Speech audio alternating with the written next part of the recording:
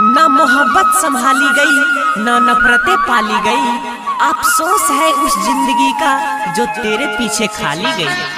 Singing by Prince Periyar.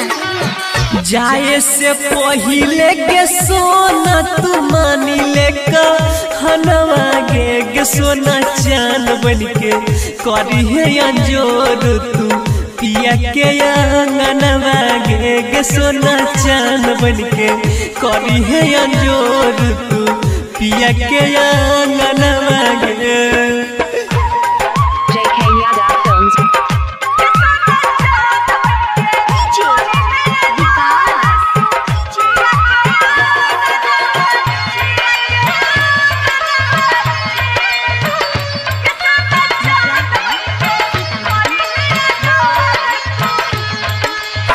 भूल जइबो पगली हम सोचल सभे सपनवा गे जान चांद बन के करी है अंजोर तू पिया के अंगनवा गे जान चांद बन के करी है अंजोर तू पिया के अंगनवा गे।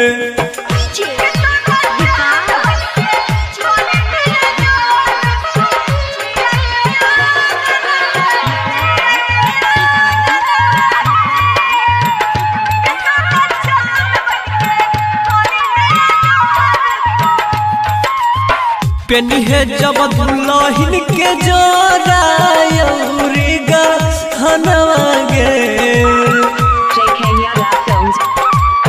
देख दी है सुंदर सुरातिया मनाई ले मनवा गे जन चान बन के करी है अंजोर तू पिया के अंगनवा गे सोना चान बन के करी है अंजोर तू पिया के अंगनवा गे।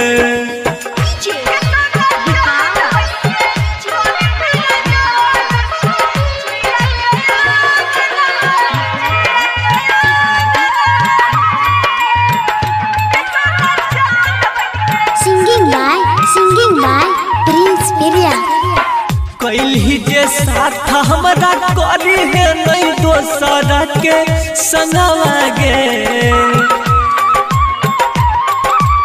सैया के साथ लेनी भाई है पैसा तो चनवा गे जान चान बन के करी है अंजोर तू पिया के अंगनवा गे सोना चान बन के करी है अंजोर तू पिया के अंगनवा गे। तोड़ल ही प्रिंसा के कोई दिलावा देखाई के सपनवा गे जान चान बन के करी है अंजोर तू पिया के